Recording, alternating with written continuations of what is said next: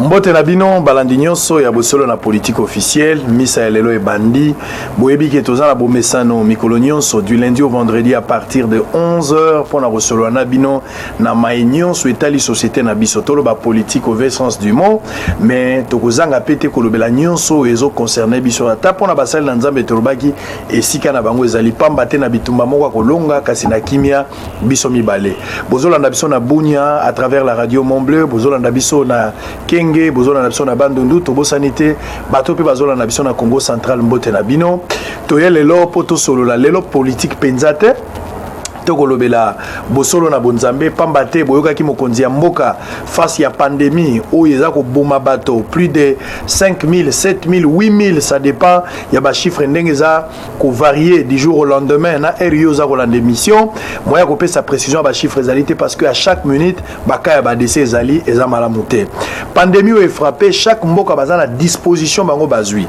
disposition économique, sociale et zali, politique et zali, pourquoi pas spirituelle, parce que nous avons vu dans plusieurs pays Batoupé, Bakoti les solo spirituellement pour pouvoir accompagner l'État par rapport à la décision au Bazui, comment faire pour la kolonga épidémie au Bazako Benga, ou pandémie au Bazako Benga, coronavirus ou Covid-19. Namboka Nabiso, Félix Antoine Tshilombo Tshisekedi, président de la République, 2 fois déjà eu l'occasion, dans moins d'une semaine, pour s'adresser à la nation par rapport à des mesures préventives, par rapport à des décisions prises pour protéger la population. Parce que aux chefs de l'État, TK Kapo aux taxes, TK Kapo vota qui mais plutôt pour battre la bataille. On va le gouverner, on prévoir. Mokonzi mboka na discours na lobaki asengi basali na nzambe nyonso bazwa tango mingi ya kobenga miséricorde ya nzambe na mboka na biso. Alors na yango wana biso to monaki esengelaki to poussa la pemie na basali na nzambe belé pour la recevoir na bango. Le pasteur Barouti a été notre invité la semaine dernière après ça qui point de vue na par rapport à Makamboyo mais spécialement to lingaki lelo to yamba un homme de Dieu, un serviteur, un prophète de l'Éternel. Ba prophète bazalaka rare, surtout ba vrai bazalaka rare. La plupart des alaka bateau ya kobamba. Kobamba ko fondé na ndenge na bango mais ba vrai onzamba tindi bazalaka rare dans une période na saison moko na communauté bazalaka penza rare.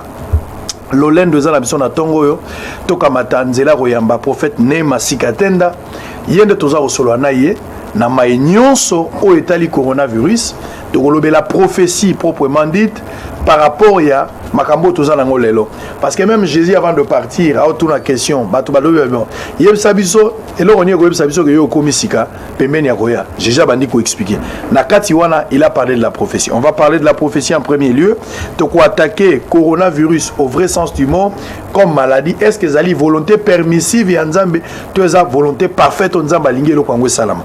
Et puis on va terminer par rapport à port ya basali na nzambe na démarche ya prise en charge ya ba malade pour l'état zo sala o yaye na ebi ke besoin la confinement nde besoin na biso besoin na ndaku parce que depuis samedi gouverneur a eu déjà mokano bato ba kobimate 4 jours 2 jours a kotika ko bimape to kozonga et lo kongo sala 3 semaines. Quelle attitude à prendre en tant que chrétien la période oyo nyos to kolobango a ba témoignage za ebele bo mona ba élément to kocha TV za radio té pour se faire pour la toute première fois toza koyamba prophète Nema Mbotela yo Mbote sango mokonzi. Très bien, ngala za na lolendo ya koyamba yo lelo to solo la bosolo na bonzambe contrairement parce que to épargner bino la politique les autres à la penza pembeni na binoté. Pour la première fois participer d'abord na plateau ya bosolo na politique impression na yo par rapport à l'isolo mona ka musika mais lui comme pembeni na yo. En tout cas impression est positif. En tout cas, je dis d'abord à féliciter parce que au moni bibezolo ba si l'Éternel ne bâtit pas la maison, celui qui l'a bâti, ou si l'Éternel ne garde pas la ville, celui qui la va faire un travail vain. Amen. Moi je pense qu'on est des témoins oculaires. Ça fait aujourd'hui, je ne sais pas, ceux qui plus de 3 ans, 4 ans qui m'engaient, mais ils ont la source, il y a plus de Bosso, de Pambola, Tango, Banda Moussala, et na mona kaka na musika mais le long nzamba salingolo après ce qui 4 ans yango ozongelinga. Donc moi je bénis le Seigneur et na vous souhaiter ka kanzama ki boso kotombola. Amen. Très bien. Alors, nabengi yo poto lobela mingi kamba prophétie parce que malade ezali, c'est une vérité. Décision à chef de l'État, ezali face à pandémie, va suspendre ba église nyonso ba kosangana te.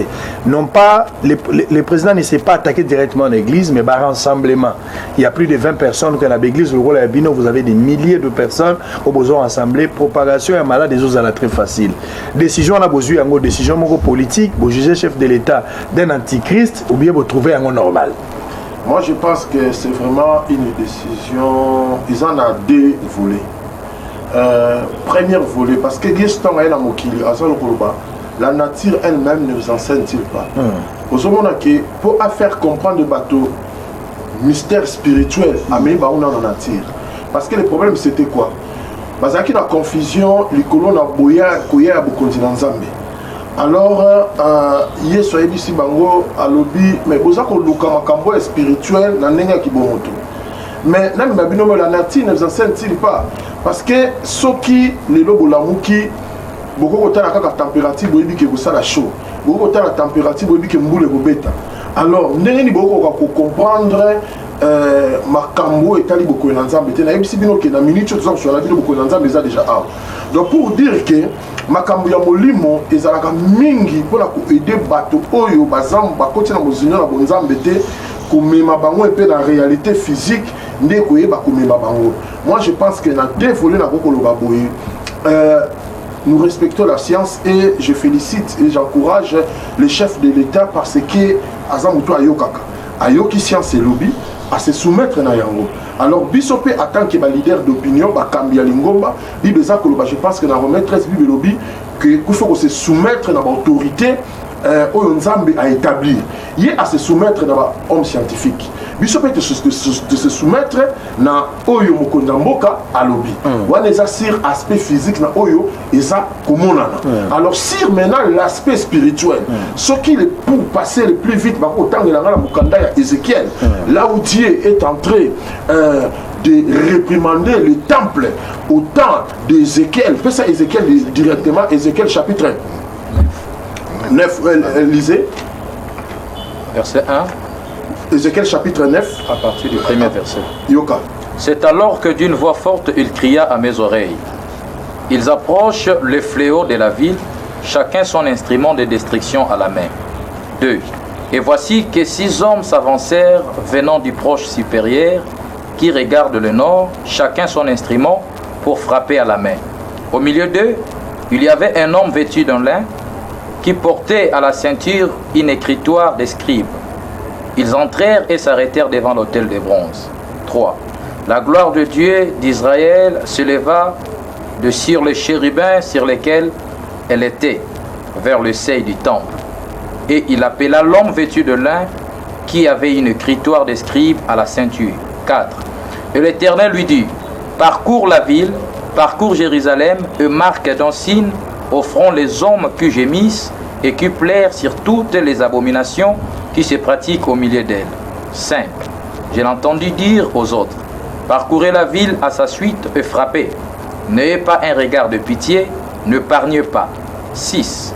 Vieillards, jeunes gens, vierges, enfants, femmes, tuez et exterminez tout le monde. Mais quiconque portera le signe au front, ne les touchez pas. Commencez à partir de mon sanctuaire. Ils commencèrent donc par le vieillard qui était dans le temple. Ok, c'est bon. Donc, pour dire, sur l'aspect spirituel, il y a un message qui se cache. Ce message-là, c'est quoi? Je vous dis, Tokoli na Bonzambe, aujourd'hui, ça fait 37 ans. Oyo, Moussala, au début, papa n'a pas bandi. Il y a sali 22 ans. Nzamba Bengi, 15 ans, il y a un sali continuité.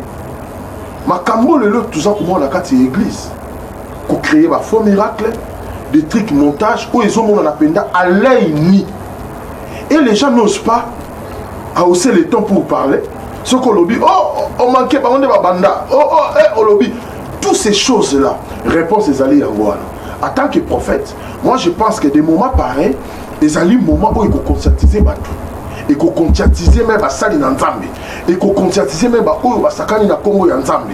Moi, je pense que on a répondre au début. Moi, je pense que mais justement, parce que au lobby, c'est le moment face à cette pandémie où Ebomi, tous les deux ont continué à ravager le monde. Il fallait, pour le moment, on va arriver peut-être par rapport à apport Nabino. Mais parlons d'abord d'un premier temps, Tozoa. Apport, il y a prophétie dans la communauté. Parce que tout le monde a un ancien du temps, au monde, à chaque fois qu'il y avait un problème, il y a toujours besoin d'un prophète. Il y a besoin d'un prophète. Est-ce que la science, le monde évolue, le téléphone est allé? Est-ce qu'aujourd'hui, pour la communauté Tambola Malamu, on a toujours besoin de Rolanda, conduite d'un prophète pour que les choses évoluent? Parce qu'on a vu les États-Unis, la France, ils n'ont pas de prophétie. Les sciences, la technologie, ils ont évolué normal. Est-ce que la République démocratique du Congo, bien tous les pays autres, en général, pour évoluer aujourd'hui, plus n'a besoin d'une orientation prophétique? Mokilo est au Tambola la prophétie. Même avant. Nzambe appelle ça Moïse 10 commandements atambusaki appelle shit ya mutu na mokili atambusaki on a ainsi dit l'Éternel. Bible za kolobeli kona ba Adam yemoko eza kolobeli kona Abel. Bible lobi na hébreu c'est par la foi que Abel offrit. Alors la Bible dit la foi vient de ce qu'on attend. Foi na Abel azwaka va kumate parce que ba tata na ye ba yeba ki makambo ya bonzambe. Lorsque l'homme a été chassé dans les jardins d'Éden, la Bible dit dans Genèse chapitre 3, Bible dit dans verset 21, si je ne me trompe pas, Dieu a revêtu l'homme des habits de peau. Donc, le seul canal où Nzambe a tracé là qui nous peut pour s'appeler dans l'ail, il faut maquiller tanga. Voilà pourquoi la Bible dit que c'est par la foi qu'Abel offrit. Abel a yoka Nzambe. La même chose, ce côté qui m'a Abel, dans Genèse chapitre 6, Bible Zoloba, Noé à son époque, il était le seul qui était intègre, qui marchait dans l'intégrité vis-à-vis de Dieu. Il s'est communiqué avec Dieu et il a parlé ainsi dit l'Éternel.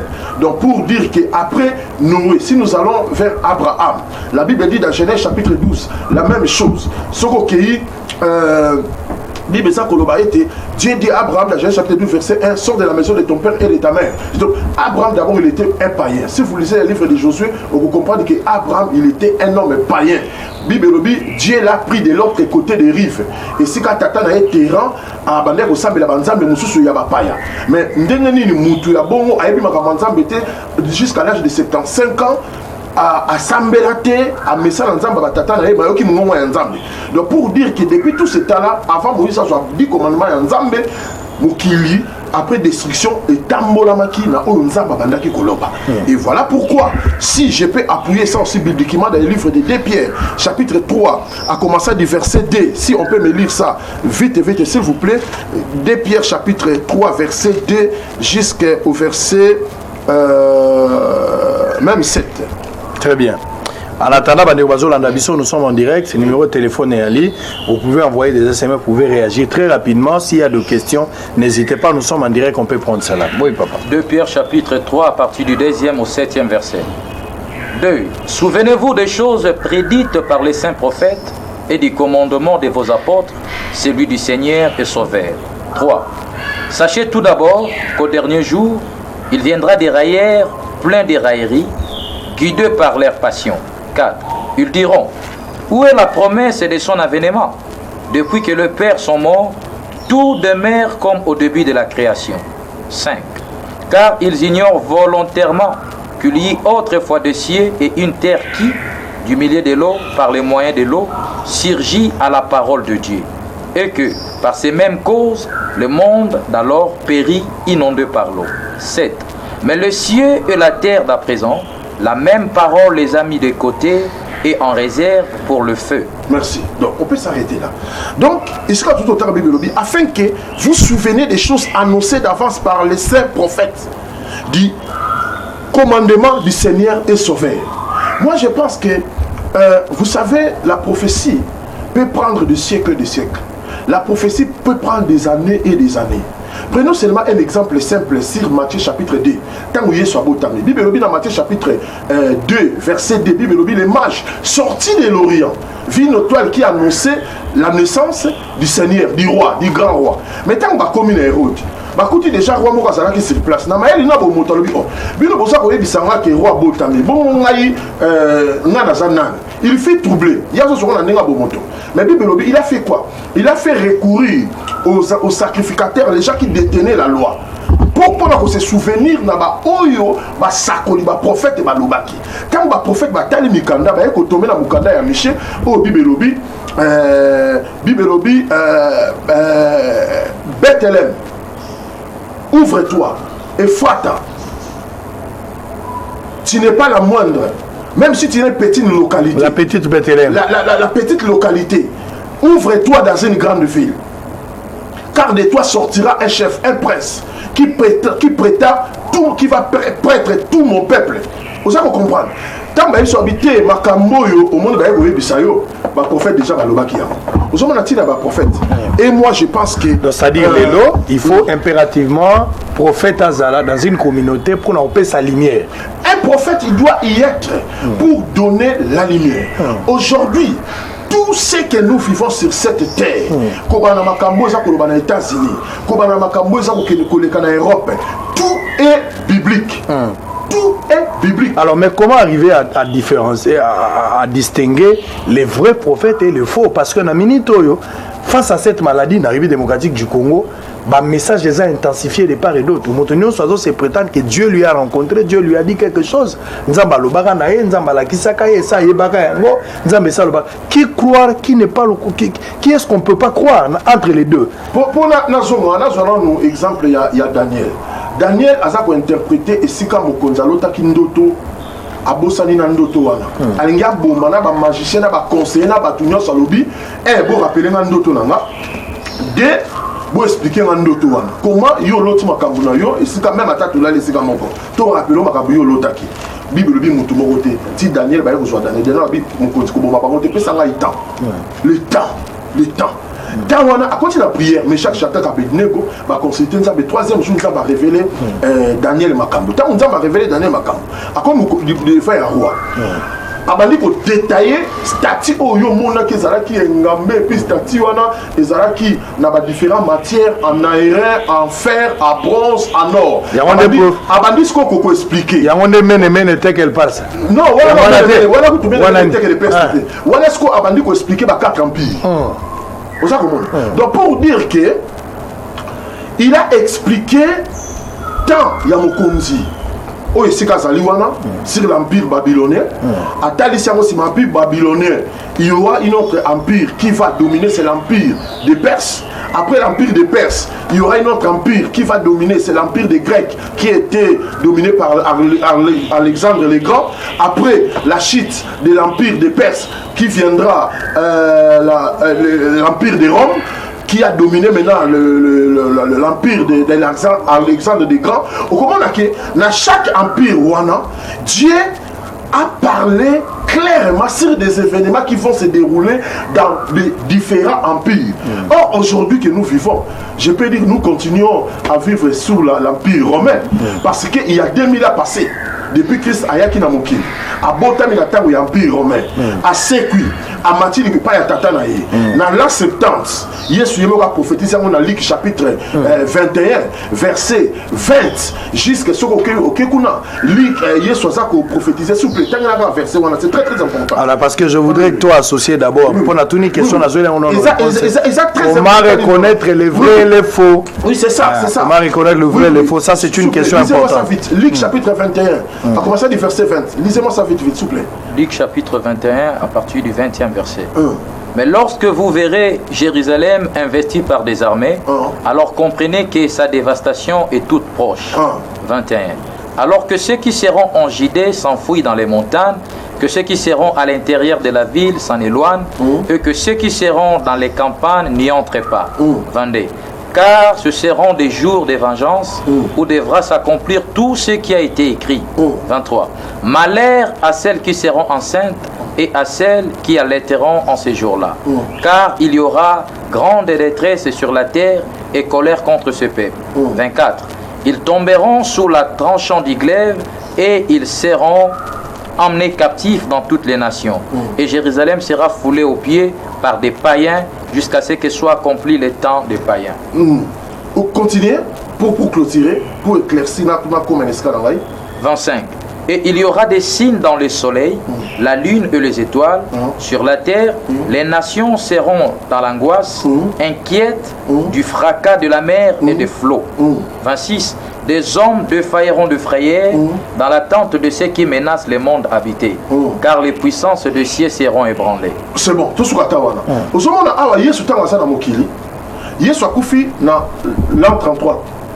Et l'an 70, par général Tétis Oyaouta qui est en Rome, parce qu'à cette époque-là, le royaume est grec et Rome est dominé. Il y a un Hérode la Pilate parce que Hérode a dit qu'un gouverneur a repris ça qui est parce que si quand Rome a dominé qui dans le monde, a représentant les gouverneur, bangoné a repris ça qui pas empereur ou à partir directement. Alors ce qui a fait que Jésus-Christ a dit qu'on prophétisait, alors tant que le monde est au si alors les Juifs seront amenés dans les nations, foulés aux pieds.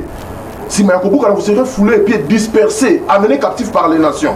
Si jusqu'à ce que l'état des nations sera accompli, alors nation est au côté de la tourment. Tourment est au côté de la ligne. Nanzela va fleuve à mer, Nanzela va fléau, Batangi va bilo konyo soana. Or, tant que Christ a zakolo baboué, les disciples tant batikali tant Yesu sekui ba ba kanisa ki makambuana oyo Yesu azakoloba c'est lui maintenant qui est venu rétablir le royaume de Jérusalem oyo ba romain ba botolaki ba toni question dans Acte chapitre 1 ba lobi biso likola boko ya nzambe pendant 40 jours otikali na biso na simana yo ko c'est quoi mais yebisa biso quand est-ce que ce royaume le royaume oyo nzamba pesa ki na David oyo a rétabli ça qui sera rétabli Yesu alobi moto moko yebi yango te c'est le père qui connaît le temps qu'il a fixé pour rétablir ces royaumes. Mais quant à vous, dans Acte chapitre 1, verset 8, vous recevez une puissance. Le Saint-Esprit suffira sur vous et vous serez mes témoins à Jérusalem, à Samarie et jusqu'aux extrémités de la terre. Or, quand vous êtes accueillis, dans l'an 70, général Tétus a quoi ici Jérusalem. Si Marocco est à Jérusalem, les Juifs ils sont allés éparpillés dans toutes les nations. Angoisse, souffrance et bandits depuis l'an 70. Jusqu'à la Deuxième Guerre mondiale.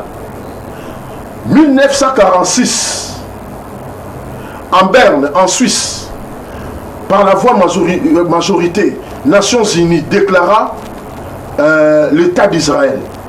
Par rapport à un massacre de Juifs Nenge et Salimaki. Question batuna qui est dans Acte chapitre 1. Il a habillé mon tatanda yebi. Et Kokokisama na 1946. Israël est commis sous le col État et commis indépendant. Bakoki commis contre Bangomoko. Vous savez comprendre. Pour dire que, pour répondre à ta question que un prophète, nous sommes fait la Mokili, et ça c'est chronologie prophétique. Voilà pourquoi dans des moments comme pareil, on a besoin des prophètes pour s'élever. Bazwami be komikanda ya nzambe, ya kozongisa bato. Ndenge bazongisa ki Hérode balobi oza komi tungisa pour rien que roi mususu ya ko remplacer te. Totala na makomi. Tala ba prophétisa ki Miché, Bethléem, Ephrata, ouvre-toi. Alors j'ai une petite localité mais ne te néglige pas parmi cette grande ville car de toi sortira un chef. Écoutez mes chers frères, vous savez, un prophète, un vrai prophète, on le reconnaît par rapport à ce qu'il dit. Si ça s'accomplit, c'est-à-dire, la Bible dit, quand il dit une chose, et ces choses-là s'accomplissent, à 100%. Il faut avoir craindre de ces prophètes-là. À 100%. La chose doit s'accomplir à 100%. À 100%. Et vous à 99. Oui, il faut craindre ces prophètes-là. Alors le prophète qui aura dit quelque chose, et si la chose là ne s'accomplit pas, n'est pas peur de cette prophète. Alors mais exactement. C'est comme ça qu'on reconnaît le prophète. Exactement. Parlons de coronavirus, pandémie les biso les autres ngisa mokili awa. Nzambe akoki ko beta mokilité parce que nalandi ba pasteur Nzamba beti mokili. On va arriver yo pour sa point de vue par rapport au lango, par rapport aux écritures, mais Dieu ne peut pas, même la Bible dit quelque part, arrive-t-il un malheur dans une ville sans que l'Éternel en soit l'auteur? Et là, au moins, il y a tout sur une colo à Pessin, c'est là, l'angoté. Coronavirus, Fatia lobby est en action. Tozo ko tabiso na stoba ke lokote président lobby est en 2020 est en action. Tu as eu action à Corona et mais bino ba prophète ya République démocratique du Congo. Bino ba prophète ya Afrique. Bino ba prophète ya monde. Vous n'avez pas vu. Vous n'avez pas prévenu au peuple. Botingali kolobate. Qu'est-ce qui s'est passé? Corona est échappé dans la prophétie. Dieu n'a pas confiance en vous pour vous révéler. Mais je vais quand même comprendre. Message et Pessamaka quand et Zagi na circonstance ni message et Pessamaka c'est vrai comme il y a coronavirus na monorono na tika likolo kangote mais forme ya makambo nyonso eza lié na malade wana na moniamo. C'était dans quelles circonstances et quelle était la volonté de Dieu derrière ces messages? Tu sais, déjà, c'était en septembre. Il y a notre diacre qui est là qui va donner. La prophétie a été donnée. Dans chaque veillée, dans la salle veillée du mois prophétique. Ils ont veillé, c'est une journée qui est pour prophétiser sur la vie des gens. Et quand j'ai donné des paroles de connaissance d'abord, Dieu m'a donné une prophétie. Je ne vais pas entrer dans les détails entre la différence des paroles de connaissance et la prophétie. J'ai donné des paroles, et la prophétie, et j'ai libéré cette parole prophétique. Maintenant, le problème, c'était quoi? Le problème, image au moni, et ça, image, on a récupéré, c'est pas à moi, on a vu son moko, qui n'a un téléphone. Parce que même nos équipes de régie et Chapa qui bango. Ce que mon professeur Zaki n'a 3 volets. N'a prophétisé, et après, on a continué à sa parole de connaissance. On a continué à détail. Après, on a continué à sa parole de prophétisation. Dans l'église. Dans l'église. Dans la 3e, c'est la continuité à message aux monde. Donc, pour dire que le col à la caméraman, Luca qui m'a jamais échappé, donc imaginez, veillez qui de 0h jusqu'à 9h du matin. Donc, jusque-là, ils n'ont pas retrouvé les images et on a récupéré rien qu'une petite ligne. Mais nous avons notre diacre qui est là, qui peut mieux expliquer. Alors, parce qu'il est là souvent, parce que c'est lui qui est notre rédacteur. C'est un diacre qui est entré dans cette église depuis 1984. Oh, mais du vivant, il y a papa. Il y a du vivant, il y a papa. C'est lui qui est rédacteur, il peut bien nous expliquer. Dieu ne manque pas de témoins, parce que nous avons des témoins. Alors, alors, on a la CPLI, peut-être qu'on soit au moins 2-3 minutes, dans le cas de solo.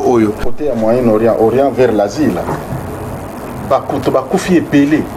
Et troubler l'esprit, nous comprendre, nous tout Nzambe, et bien pelé à Batoboye, Zalingil Kolobani. Alors, ezali marque ya ndenge tomona bato bakufa on dirait bato bakufa na bitumba ndenge tomona bikutumba ya golf na 1991 na tango Irak et tukendaki ko attaquer Koweït et puis les Nations Unies se sont réunies pour attaquer Irak. Alors le même esprit ya bato kokufa ebele ndenge wana na moni yango dans un pays d'Europe. Alors abande ko explique a continuer na makambo sisi mazongi lisusu esika wana akili susi mazongi lisusu esika wana et aussi ko ba séquence boza komona toyeko comprendre tango makambo ya coronavirus ebandaki na Chine et longue na Chine on a commencé à parler Iran et kokota na Italie. Nous avons compris que nous avons compris que le pays de l'Europe dont le prophète de Dieu faisait allusion c'était l'Italie. Le pays na Italie est saccagé penza mingi esprit à guerre donc batoko kufa to mona ka ba épidémie to la même histoire mais to mona te que ebomi bato na modèle oyo. Alors l'esprit de Dieu bande ko talisa ye bibembe aboy mona na kandeka kana bitumba et la guerre oyo na génération na biso to vivre ya makasi à part oyo ya mboka na biso oyo le monde peut témoigner ezala ki guerre ya golf où les armes les plus sophistiquées de l'époque ezala qui intervenir utiliser pendenge bato ba kufaki. Alors c'était à cette occasion là. Alors, on va présenter au côté de l'église en 1984. Je rappelle ici que l'église, il y a Dieu est vivant et Sikaten de Banane en 1983. En 1984, il y a au côté une année après. Donc, on a 85. Octobre 85. Il y a 85, donc 2 ans plus tard. On a un bateau, il y a un papa, il y a un Moussala, il y a déjà 4 témoins. Mais les bateaux sont bakés, il y a un rôle à Yesu. Les bateaux sont bakés, il y a un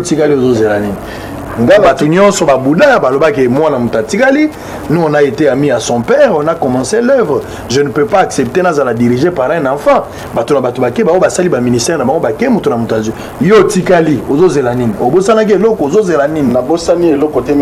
une grâce que Dieu m'a faite pour me garder ici. Moi j'ai eu la chance de comprendre ma camozari du temps de l'apôtre, du temps du papa. J'ai eu la chance de comprendre et Dieu m'a fait cette grâce là que natika la parce que en tout cas ici quand on a la vérité on a mona koleka awa des athées. Très bien. J'ai compris que ici il y a la vérité. Nous sommes tous à vivre l'élo. Moi avec de temps en temps, je m'entretenais avec les papas, je posais des questions. J'ai eu la chance, moi j'ai réussi la feuille de route. Il y a église et autres. Donc, je me rappelle chaque fois ce qui n'a pas venu dans Ndako, et loko Salemi, je me rappelle papa Bandai Kolobanabiso, Bokomona, Kozalakaboy, Kozalakaboy, Kozalakaboy, Kozalakaboy.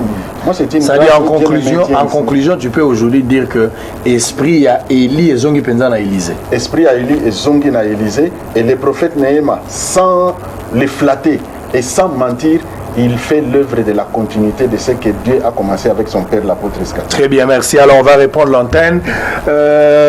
Obi et moi, on a tendance à être honorable. À force, on a des députés, Mingi, on a politique. Mais Bino, on a pouvoir et l'équipe a député. Et l'équipe, parce que Bino, on a pouvoir et outil l'icolo. Alors, l'Ikambouya prophétie. Il y a prophétie de temps à autre. Ça dit dans le ministère, il y a de temps à autre, hormis Makambo, il y a Corona, mon année clair parce qu'il est le frappé, mais Dieu ne peut pas parler sur la voie de sortie. On va y arriver. Mais est-ce qu'il y a encore des témoignages vivants aujourd'hui dans le ministère, après le départ, il y a papa, que j'ai prophétisé pour tel élément, à telle période, témoin Bazali. Parce qu'il y a des gens qui disent église, qu'est-ce qui prouve qu'au briefing qui était est-ce qu'il y a aussi des témoins au bazar vivant mais qui n'ont rien à voir avec l'église? Au moins, dans la prophétie d'abord, il y a ce qu'on appelle le langage prophétique. Aux hommes, on a la prophétie. Naza comme on a pays qu'on a Moyen-Orient. Or, quand on parle des choses qui se passent aujourd'hui en Chine, nous voyons directement, c'est l'Orient, le Moyen-Orient. Donc, ça c'est un langage. Je peux donner Acte chapitre 8, verset 34. Batanga Mango. Pour comprendre le langage, dans la prophétie, il y a un langage prophétique. Lisez-moi Acte chapitre 8, verset 34, s'il vous plaît. 34. S'adressant à Philippe, l'eunuque lui dit, je t'en prie, de qui les prophètes dit-il cela? De lui-même ou de quelqu'un d'autre? Donc, quand Dieu parle, c'est difficile. Moutouaza a eu langage prophétique à comprendre dans où ça passe. Imaginez Enik étendant, il y a reine et Éthiopie. Aïe quoi adorer à Jérusalem. Mais na kosonga na ye à côté na char a simbi Bible azotang eska baza koloba non bazu mwana même moko boba meme na boucherie alobi atate pona bakata ye tout oh azaki troublé nzamba ebisi Philippe alobi poussa na pemela mutu wana mata na char à tout nier. Alors, est-ce que Makambo Yosako Tango, vous comprenez, n'est pas comprendre ce qui nous expliqué en été. On a pas d'adoration. Mais à ce temps, il fallait maintenant l'esprit de la révélation. Voilà pourquoi même Bible Zakoloba, tant où Yesu a sécu, il les a ouvert l'esprit pour comprendre les Écritures sur les disciples dans les chemins de Maus. Parce qu'ils ont oublié même ce que les prophètes avaient prédit par rapport à sa mort et à sa rédirection. Voilà pourquoi Dieu peut utiliser le terme de guerre. Dieu peut utiliser le terme, je vois, Moyen-Orient. Mais lorsque maintenant les événements est en train maintenant de s'accomplir, c'est là maintenant, nous, en tant que des prophètes, qui ont l'esprit de Dieu, on peut directement, Makambo Nzambalobaki, na anglais boy makambo tout ça koloba et ça a bisoté na zonga na avant l'article il y a des preuves aussi au la profession tuningai Dieu il a dit beaucoup de choses surtout que na William Branham na 1900 si je me trompe pas 63 il a prophétisé sur ces choses au comment on a que même pour la koya la Christ chaque prophète a prophétisé de sa manière. Philippe Tango, venez voir, j'ai rencontré celui que Moïse et les prophètes en ont parlé. Mais ce qu'on t'a parti à Moïse, tu n'as pas comme Malachi.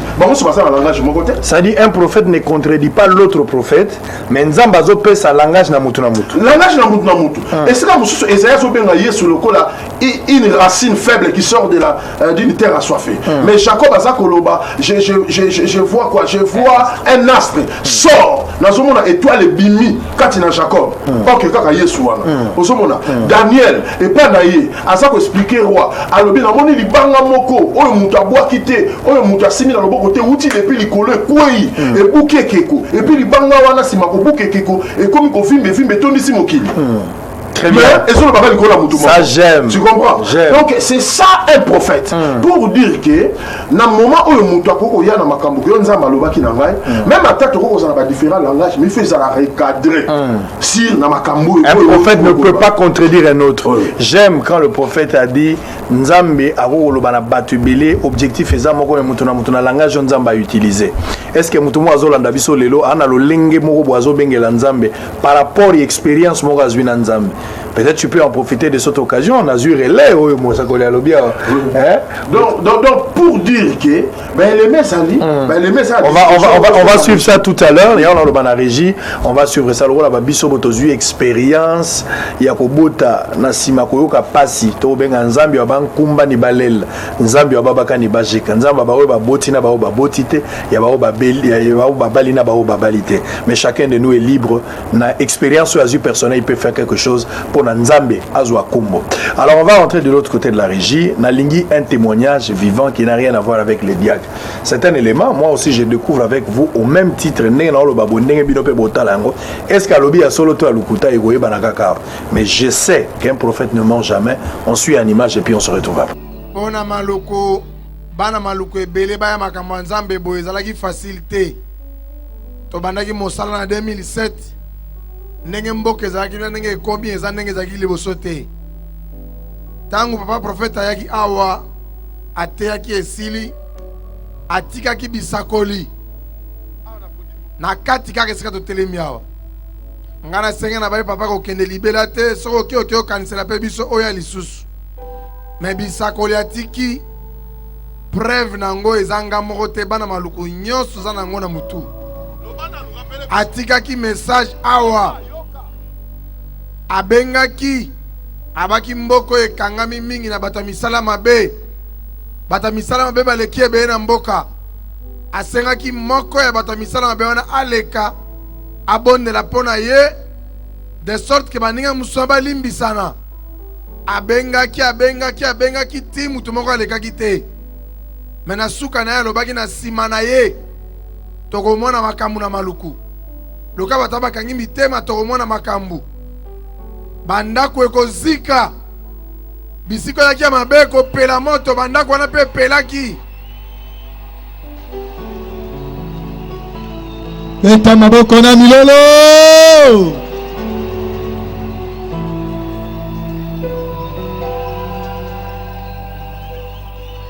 babisika wana mpe etikali kozika eziki na ndenge ya désordre e population nazoloba bozali témoin eke lelo message ya mosakoli na Nzambe réaction yango tomoni yango atikaki deuxième message na bato bakangaki mitema wana eke lokola abengi bao bayoki ete na nsima génération ya mikolo ebele basalaka misala mabe bakozala lisusu na bomoi te nga mutu nazotémoigne nga moko te toza elongo na bino banganga nkisi bato olenge ebele na maluku bakei baza lisusu te betela kolo maboko milolo beta maboko.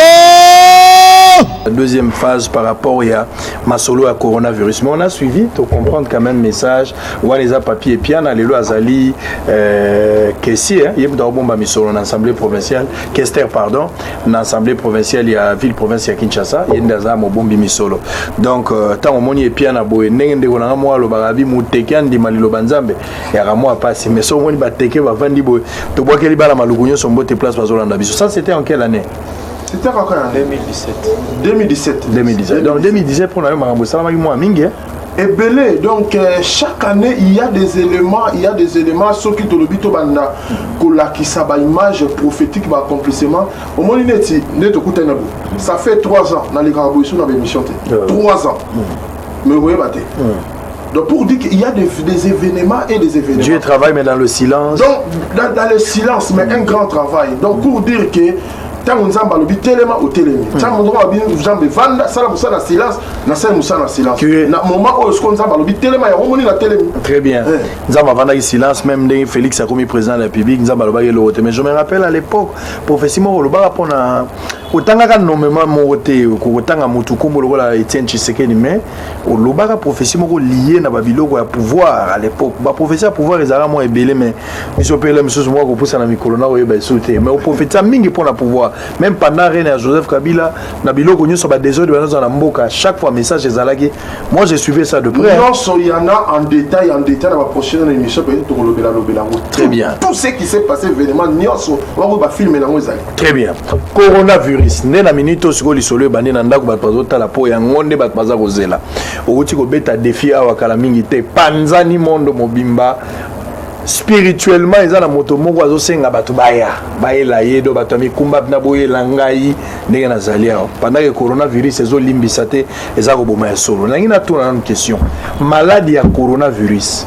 selon yo spirituellement ozomona ngo volonté parfaite ya nzambe nde atindi maladie wana na mokili to eza milimo mabe nde koteli bato tout à l'heure Ésaïe chapitre 26 verset 20 à 21 bon s'il vous plaît Ésaïe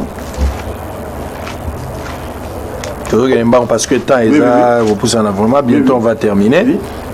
Ésaïe 26, verset 20 à 21. Va, mon peuple, entre dans tes chambres, ferme tes portes sur toi, cache-toi un tout petit instant, jusqu'à ce qu'ait passé la colère. 21. Car voici l'Éternel qui sort de sa demeure pour châtier la faute des habitants de la terre, et la terre dévoilera son sang. Elle cessera de recouvrir ses cadavres. Tangalangai Mukanda ya Lamentation. Lamentation chapitre 3. Chapitre 3 verset 38 à 43. 38. N'est-ce pas de la bouche du Très-Haut que sortent le mot et le bien? Pourquoi l'homme murmurait-il qu'il soit plutôt brave contre ce péché? 40. Examinons notre voie, scrutons là et revenons à l'Éternel. 41. Élevons notre cœur et nos mains vers le Dieu qui est au ciel. 42. Nous avons péché. Nous sommes rebelles. Toi, tu n'as pas pardonné. 43. Tu t'es enveloppé de colère et nous as pourchassés, massacrant sans pitié. Quand Romains chapitre 1 verset 18, Yasuka 32. Romains chapitre 1, on appelle ça comme ça et puis on va terminer. Romains chapitre 1 verset 18,32. Romains chapitre 1er, le 18e verset puis le 32e verset. Mais bateau basé en andako bako tanga à partir de 18 il y en a 32. Sur le tanga kaka 18 et puis tout sauter 32. Oui. 18. En effet, la colère de Dieu se révèle du haut du ciel contre toute impiété et toute injustice des hommes qui tiennent la vérité captive dans l'injustice. Ok, 32. 32. Connaissant bien pourtant le verdict de Dieu qui déclare dignes des morts les auteurs de pareilles actions, non seulement ils les font, mais ils approuvent encore ceux qui les commettent.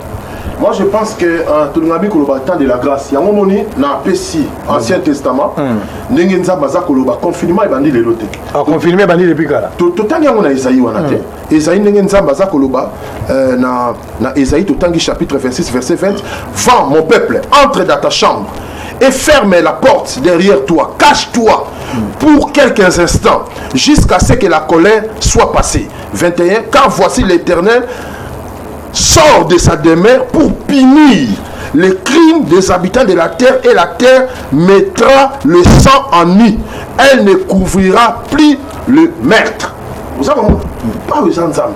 Lamentation de sous-tout le bayango et l'obi le sous clairement et si ka oyobiso totanga qui dira qu'une chose arrive sans que le Seigneur t'il ordonne, ne sait pas de la volonté du Très-Haut qu'il vienne le mot et le bien. Vous savez comment? Donc, Bible lorsque l'Esprit de Dieu se retira dans la vie de Saül, la Bible dit il y a un mauvais esprit qui venait de l'Éternel qui y entra.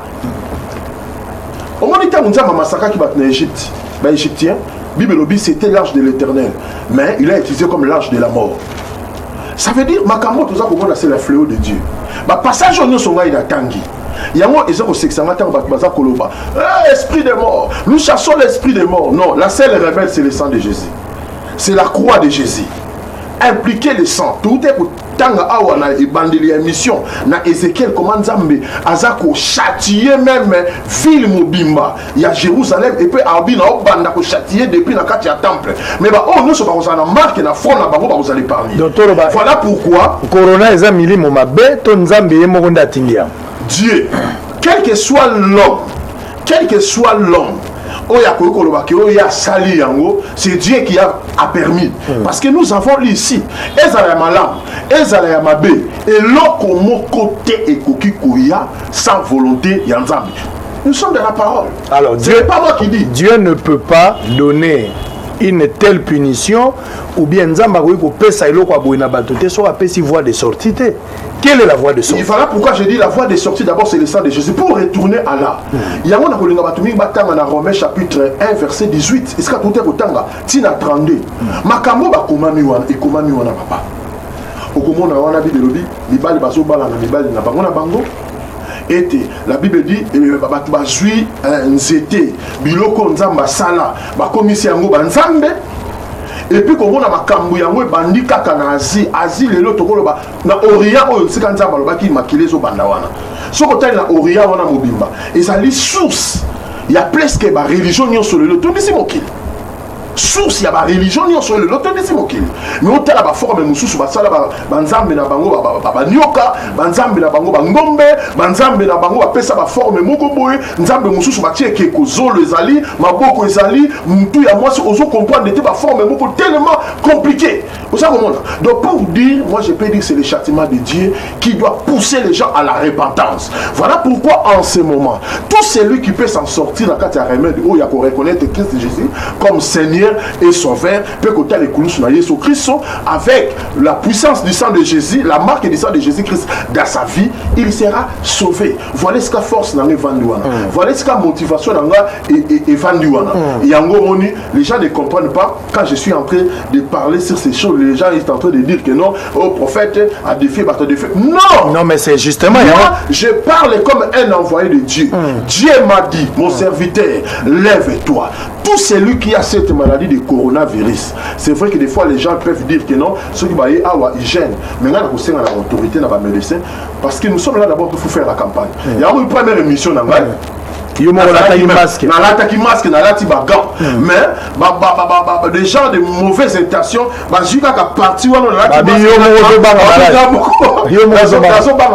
c'était en tant que leader d'opinion pour appuyer d'abord chef de l'État et puis pour appuyer nos scientifiques et puis de médecins pour dire que nous sommes derrière vous, nous respectons les règles, mais bon peut ça pour opportunité à quatre règles. Mais peut-être des marches peut-être des marches qui bien compris ou bien qui malamouté parce que même la Bible dans la zone sopé la Bible on va terminer par là au moins par exemple avec femme tsunamite na nani mwana na ye na Élysée tango yo mwana mwasi wana tsunamite akufi et il fallait pas kaba mema mwana et pas ya mosako la déplacer qui quand même pour na kosala quelque chose tango sala ke Michel Liboso senga ki baya na ba malade peut-être lo bato ba moni mabe ya ngwana fallait yondo se déplacer que de faire malade parce que bato bana corona bazana ba soins intensifs moi ko se déplacer zate Jésus-Christ dit venez en moi vous tous qui êtes chargés et fatigués, je vous donnerai du repos. Ce que tangi bibelo bibi si kanyo so so bana ko chama tambe. Ya ndo luka batute. C'est les gens qui venaient. C'est les gens qui venaient. Oko sutuka akotika kana ndako moko pona ko tiko sakola.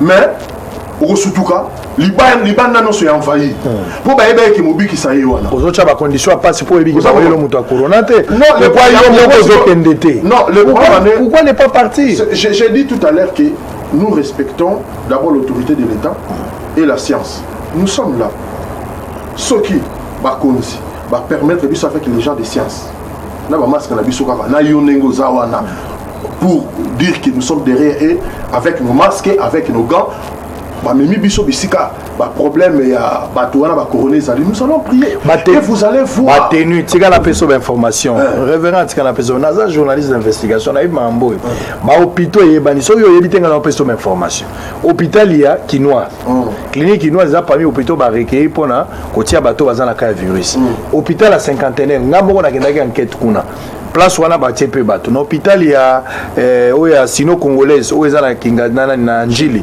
kuna pe batie bato na hôpital ya hôpital de la Rive batie pe bato ba place batie bato yebani oyo ko tuna kaka te libondeli baboya yango te problème yali d'abord na ko informer ko lataka masque na gante ba tenue na ngo approprié ezali ndeko na yo 7 kikuni azalaka candidat président de la République yenda azoteka ba tenue wana mosu pas opesa ngo ya pamba surtout lokwa yoza mosala na nzambe so to check contact na ko peso tenue wana ndeko mona Poutine alati ndenge yo poko lato ko mapena pembe ka boye okangina ba lunette nyoso ko batela yo menga nazo senga yo ba congolais pe bazo senga yo lokola yo za na kisi nga nazo ndima na nzambe nga personnellement na ndima na nzambe on s'est déplacé. Ok, il y a un lobby, ils allaient pour répondre à la question et puis pour éclaircir les opinions. Les balobaki a dit que le col a bien si on est l'église, bakoyate pour la hygiène, gêne pas de problème. On va y aller vers eux. Hier seulement il y a l'eau là. Amen. Amen. Donc je suis prêt. Autorité au bazar kolanda biso toni ko sala makambo na biso mon côté. Moi je suis là pour en quelque sorte élever la puissance de Dieu, comme au temps de David, comme au temps de Joseph. La Bible dit, lorsque David il a proclamé la puissance de Dieu, bah considéra qu'il est comme un orgueilleux, bah l'hôpital a coutouillé à Zalakazalakanaïe, à Bongo, à le fond de l'autoyé bélier. Bible l'hôpital où Joseph, à l'obindo tonaïe, n'a pas l'obé, bah n'oko bimana monokonaïe.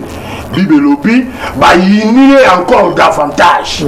On sait comment moi je connais le Dieu que je sais. Motivation la foi aux autres wapi. Pendant que ma prêtre catholique va confier belé na Rome, mais ils sont en Italie. Ils sont wapi pour virus à corona sa poussière. Au lobby na yoki bien te. Virus ya corona ezali poussière. Le cola ndenge nzambe abetaki ba play na kati Égypte, les mêmes Moïse wana bateau na ye soka tomboli ba play, les mêmes bateaux soka tomboli ba play za retiré. Devant yeso nga na ndimela nzambo azakati nanga eza poussière. Et puis nous sommes témoins. Si les autorités ils nous donnent des dispositions, bah PCB dit que non, bah ça ok c'est bon. Le cas là, vous êtes avec nous, vous voulez nous accompagner dans les Cambo Oyo, il y a des sites. On va y aller, il faut commencer à prier pour des sites. Et je te dis, tu as plateau awa. Les gens, bah bon la mité mal sous balami bal. On est dans les Cambo Oyo. Et là on dit et les Kelinga peut faire comprendre, on a comprendre que il y a beaucoup des églises, mais les gens ne croient pas en Dieu. C'est-à-dire les gens ne croient pas à la puissance de Dieu. Parce que niveau crainte et continue à mitema ya bato. Bible ça koloba na mukanda ya Hébreu, tanga Hébreu chapitre 2. S'il vous plaît, permettez-moi vous faire ça image na yo na suka. Hébreu chapitre 2. Esprit, imaginez le lot batou. Corona est comme même deuxième position. Première position. Oh, ils ont attaqué Congolais et la crainte. Tu sais que la crainte c'est un démon, la crainte c'est un esprit. Corona coûte sur le deuxième position. Mais c'est la crainte aujourd'hui. La doute. Où est comme il faut dominer Batou. Ou des fois je me dis, mais Nzambe ou ba Congolais ba bon de la Azawapi. Oh El Shaddai. Qu'on peut se ba former nous sur ba attribution nous sur Azawapi. Nzambe wala ya Nguya ou na Genèse chapitre 17 verset 1 a révélé par Abraham. Je suis le Dieu tout puissant Azali Wapi. Nzambe obiso to teyaka. Et surtout oui, que les Mikolo et les événements sont attribués que bato ba faux miracle, bato ba se complota kana bato, bato ba yeba kiona, bato ba makiona, kolokota ka bato na ba fond. Alors le moment est là maintenant. Pour la kotalisa na zana. Pour la kotalisa, nguya ya nzambe, to ba ko baza ya solo. Moi je te dis les virus là, eza poussière, devant Yesu Christ ya Nazareth, o nga naza ko bondela. Ye wana naza ki nzambe Abraham, Isaac, Jacob, o asala lola. Na sela mikolo na mokili nyonso yo, toza komona. Il a permis ces fléaux et fléau wana eza poussière. Donc fléau il faut pas la gloire et Nzambe. Gloire et Nzambe. Tout celui qui aura foi en Dieu. Lisez-moi un peu ça pour comprendre l'esprit. Alors on va terminer tout à l'heure. Hébreux chapitre 2 versets 14 à 15. Oui, vite s'il vous plaît. Ainsi, puisque les enfants avaient en commun le sang et la chair, lui aussi y participa pareillement afin de réduire en impuissance par sa mort celui qui a la puissance de la mort, c'est-à-dire le diable, 15 est d'affranchir tous ceux qui, leur vie entière, étaient tenus en esclavage par la crainte de la mort. Très bien. Crainte. Et comme une première position, Corona Koutou. Imaginez, avant Corona, il y a la porte à Moutou. Et là, on est au bêta batulelo. C'est crainte. C'est un démon, c'est l'esprit de la crainte. Mais la Bible dit, Christ et Jésus, quand il est venu par son sang, les enfants, ils ont participé, comme lui-même, il a participé au sang et à sa chair. Et là, quand il besoin de délivrer, qu'il soit esprit la crainte. Au Goliath a télémaki. Bible dit, la grande crainte s'empara. Tant que Goliath a bimi, malheureusement, on est au loba. Bible dit, la grande crainte, pas une petite crainte. La grande crainte s'empara. Mais devant la grande crainte, David a tali salobi, elle est circoncis à Zali Nani. Donc, je peux te dire que virus à Corona, ils ont poussière. Très bien. Alors, on va défendre peut-être dernier mot à prophète avant de se séparer. Boyo qui défie. Défi où Eza Penza Likamboroloba. Est-ce que Bazan Nzambeto Ban Nzambete? Oui, on aime trop les défis. Et puis Nzamba Lingara défi pour na aussi les Samakam. Tozo Yemba Banzembu, mais Tozo Bika Banzembu. Yo Yoga Chrétien Bazo Yemba. Goliath Nini Yatelema. Yo Mokonzi Mapinga. Ozara Nangai. Oloku Mama. Ata butu ingeli na yebi yo kongengi sampole la mwinda na yo kolo wapi bango to batongo siko okomi siko liboso likabokomi kolenga okomi kolenga mais yonde mutolobaki nzambe olobaki nanga quand je marcherai dans la vallée de l'homme de la mort je ne craindrai aucun mal quand tu es avec moi mais liboso likambo bosani alobaki tenez-vous tranquille sachez que je suis Dieu ngonga ngonde yango soki tozala nzambe c'est que maman faut mon âne. Ce qui peut être pirater, il faut y aller. On va suivre une image, démonstration et ça quelques témoignages pour nous stimuler bateau bazon di mananoute. Bateau bazon mon que c'est impossible. Quoi seulement, quoi seulement, tout est possible. Quoi seulement. Quoi seulement, quoi seulement, tout est possible. Quoi seulement, ndimaka tout est possible. Lors mon ami nze moko motema nangai ekumisa yo. Nakende wapi soki na yote tango motema ekomaka suka yo pesa kangai yano ata namoni nzela za molili nakobanga molili ya nzela te otelemisaka makolo na ngai esika basusu bazinda na mboka na ngai toza kozela lisungeko ute pai na yo na libota na nga totatoli ete yo za nzambe sikozoboya kondima mpona nini. On suit une image et puis on se retrouve après.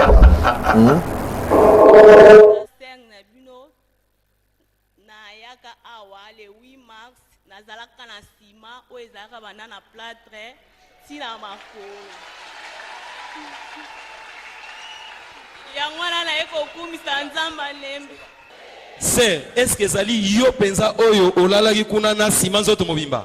Ezalingai vraiment. Ingénieur Atima. Lakisa na no ser ndenga zalaki. Lakisa ye.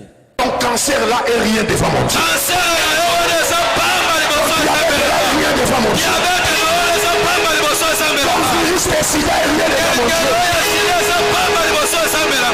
Ta paralysie est rien devant mon Dieu.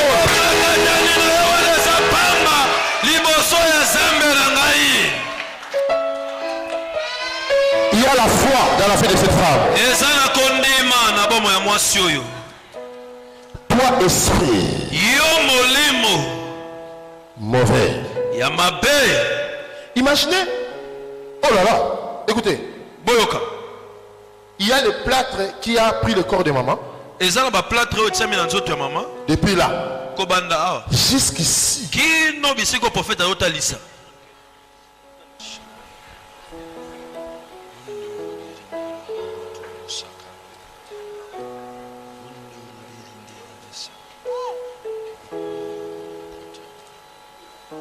Regardez un peu, depuis le ventre.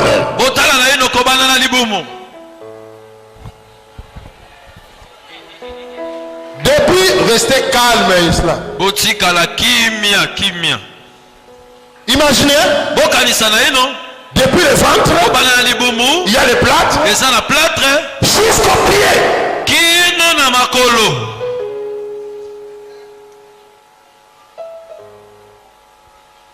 les médecins, ils ont fait tout ce qu'ils pouvaient faire.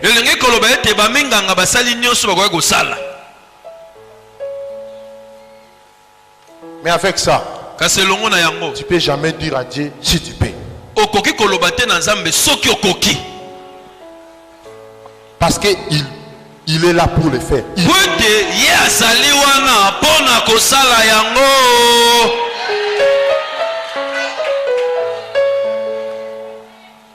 On doit filmer parce que éthique à la Shangona Kinshasa. Amen.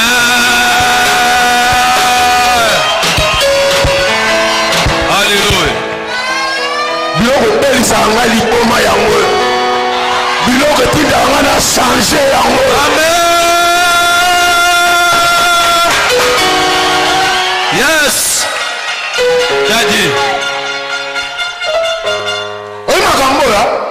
Soko za nzambe to komela te. Nana mimie.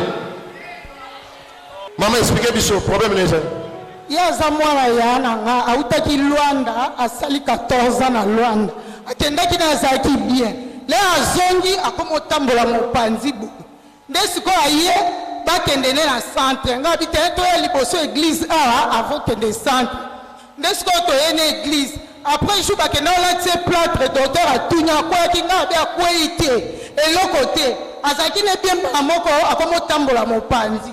Si docteur a dit, si on a ça, il faut d'ailleurs soka quoi que batuni a bien quoi quitter. Abibo que nous resale examen na kanda na diba ya toki to sali examen bakangi ba photo to na docteur atala bina moni colonne na eza ya kolia mana bassin eza ya kolia malala kale kaka. Si ko docteur a bifo ba tie kaka plâtre. Nde yango ba la tie plâtre atele mate azalaka ya kolala ba besoin so sala ngo ka ndenga vandi bon. Donne-moi l'huile. Yo sala ma photo yo. Oyaki na ngoyaka na. Écoutez, Boyoka. Vanda yoka. Je te dirai une chose. La foi attire la puissance de Dieu. Écoutez-moi bien ce que je suis en train de dire. La foi attire Dieu. Écoutez. Yoka. Ceux qui ont remarqué, depuis que j'ai commencé à prêcher, j'ai passé ici combien de fois? Hein? 4 fois. 4 fois.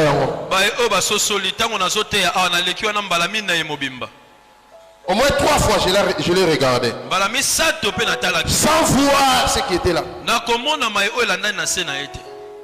4 fois. La foi attire Dieu. Toi, esprit de paralysie, je brise ta force. Je brise ta puissance. Je rétablis tous les os qui étaient brisés. Tous les veines qui ne fonctionnaient plus. Je brise. Je rétablis une nouvelle force. À partir d'aujourd'hui, en dormant et en se réveillant, que l'opération miracle se produit dans ce corps. Tous les veines soient lavés par le sang de Jésus.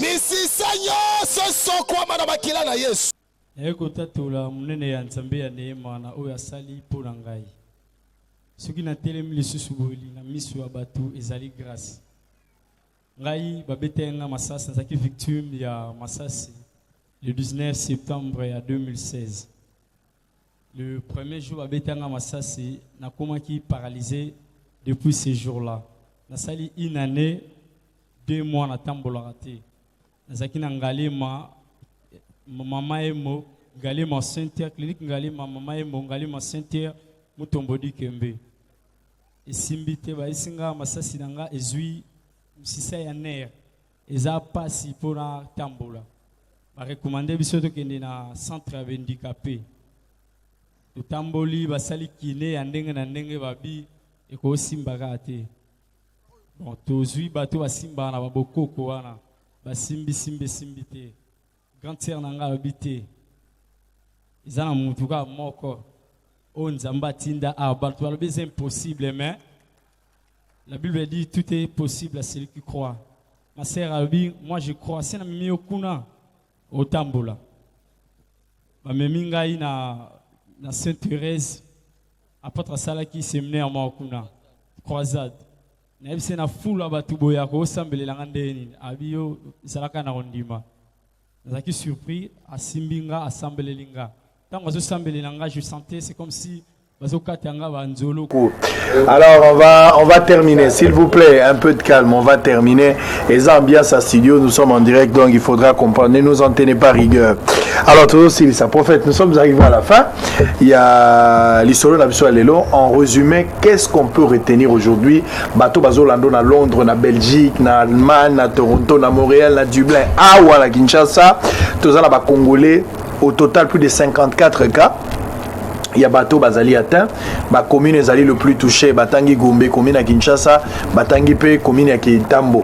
Mais ezape na Bakasavubu, ezape na ba commune belé ba uti kotanga, même na Bamonga Fola na Lemba na Ngiringiri, ba place on a PC commune. D'une manière générale, malade ezali, confinement na minute on est tout ça l'émission ba bazana katia banda ko moya ko bimezalité, ba conséquences ezali néfastes parce que sur le plan politique ba conséquences ezali, sur le plan économique ezali, on ne sait pas comment on va s'en sortir.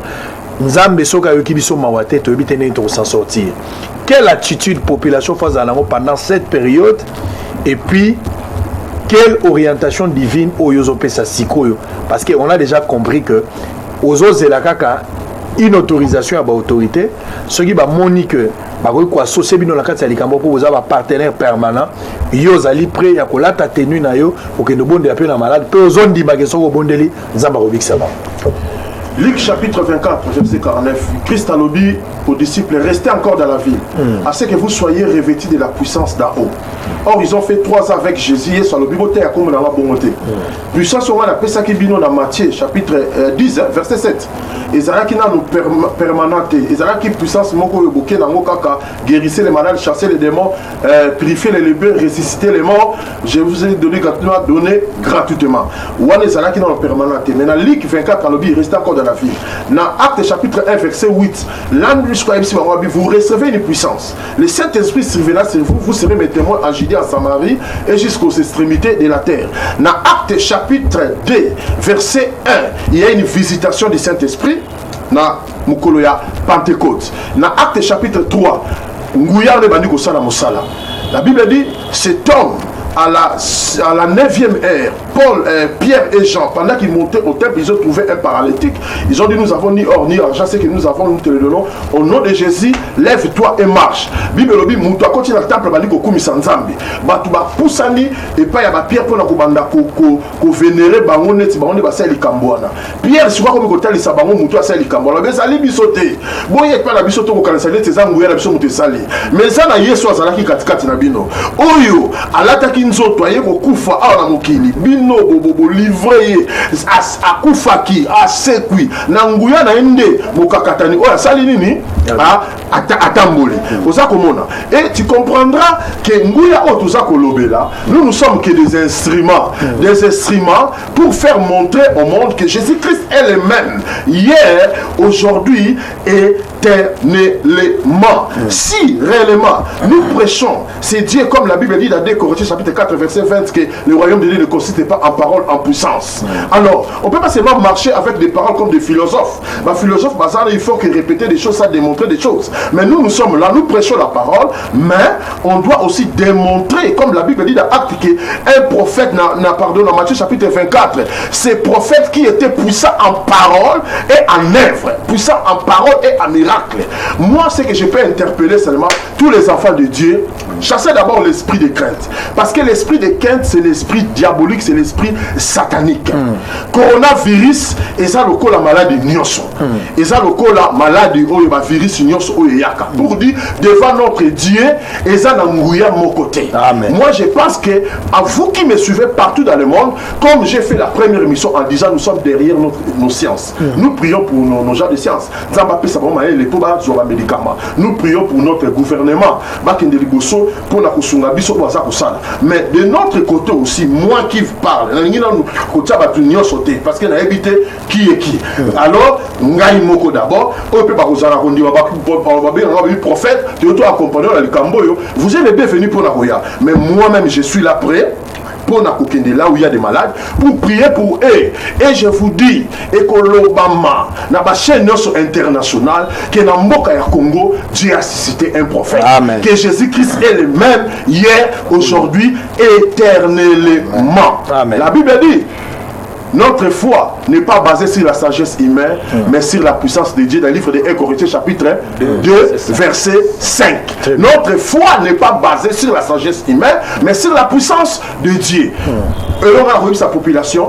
Toyoka le gouvernement et bisibiso, mais to exclure nous a mettre dans ma cambo remède. Et ça y d'abord, et là le besoin de fléau, il faut les gens qui doivent se repentir, batuba lukelongi nzambe, tala ndenge nzamba tout le monde genou, fléchir genou na bango, mais ce n'est pas des choses à blaguer. Pour la biso ba nzambe rebelle, la biso zalika ekulusu na Yesu Christ. Très bien. Merci beaucoup. Je pense qu'on a eu suffisamment le temps. Si maintenant, imaginez, il y a notre docteur. Et écoutez ce qu'il dit. Beaucoup de malades seront guéris. Parce qu'il faut ajouter à moi. Voilà, docteur Mouyembe. Il y a une la charge pour la prise en charge en maladie. Il dit beaucoup de malades seront guéris. Il faut ajouter à moi. Si vous avez un Nanzami, ou vous avez un de janvier décembre, Dieu est capable de faire cette maladie. Amen. Très bien. Voilà, les journal il y a libre débat. On a besoin ça on a passé une bonne place parce qu'on a besoin libre débat. Na ndimi journal parce que bakomara moi bilo weza kilo avec beaucoup de sérieux et de professionnalisme. Donc docteur Mouyemba ça qui point de presse ngama open na point de presse wana place à Lobaki beaucoup de malades seront guéris. Si un scientifique peut arriver à croire que les malades ba la guérir a fortiori biso bana nzambe oyo foi eza monde na biso au Bible lobby la nani Bible est claire que sans la foi, personne ne verra Dieu. Donc il faudra avoir la foi, la sanctification pour que aucun daliboso. Bosso on a bonzambe le zaki spécial parce que tu as mis pour nabino prophète Nema Sikatenda. Alobi clair. Science sala musala na muna muta garder bande. Science sala musala na yo. Traiter ba malade bimisa chloroquine luka kisi ya corona oyozo sala. Mais kobo sana te tango olemba yeba ke nzamba zali. Oya kela mayelo yoza nango yango moni alobi er yango ekoki ya kolakisa ba bazana nzambe no ba nzambe te. Je pense que l'état, gouverneur, docteur Mouyembozo, notre ministre de la santé, ça sert à rien de douter. Si vous entendez savoir dans la Bible lobby, n'en doutez pas, n'en dissez pas vos cœurs. Prenez le contact avec le prophète, venez à l'église ou passez par vos sols dans la politique. Tokochabino en contact, nous allons accompagner Nyo Sokozala pour sauver quelqu'un ou dans la situation très difficile au moment où Tozo Salango. Merci Nabino pour Bozala qui est belé. Merci pour vos abananzam bébélé. Bolanda qui message à Liboso, Moussakoli Aloba qui peut-être vous interpréter qui m'a c'est aussi le moment de pouvoir vous repentir. Il y a un ciel à gagner, il y a un affaire à éviter. Merci la diacre pour la disponibilité pour la témoignage na CPL nayo. Merci également pour l'Andeko parce qu'il nous a aidé par rapport à la lecture de la parole de Dieu. Merci à la grande équipe qui a travaillé. Ce qui est Lingi et que hier soit zongité tokuta nambale koya avec le même plaisir pour le même travail. Kimia na mabota na bino na bitumba moko kolonga kasi na kimia biso mibale. Bye bye.